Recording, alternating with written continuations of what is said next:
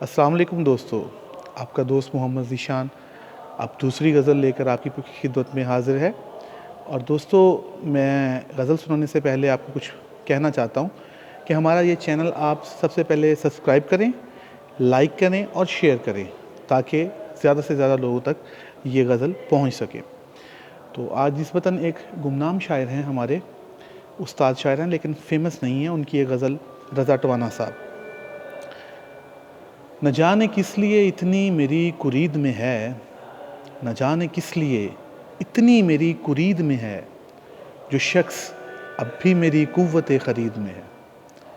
गले में डाल के फूलों का तौक निकलूँगा, गले में डाल के फूलों का तौक निकलूँगा, तुम्हारे हुस्न का चर्चा मेरी शुनीद में है।